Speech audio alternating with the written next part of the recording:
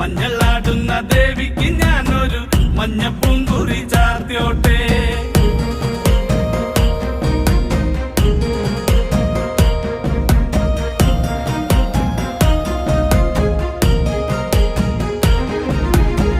മനം നൊന്തു വിളിക്കണ നേരത്ത് മനതാരില് വന്നമ്മ, ദൂരെ നിന്ന് ചിലമ്പൊലി കേട്ട് അടിയന്റെ കനവാണ്. കലി തുള്ളി കരിങ്കാളി കാവിൽ അമ്മ ദേവി ചിലമ്പാട്ടം, നീലകണ്ഠന്റെ ഓങ്കാര കാളി കാർമൂടി കെട്ടഴുകി.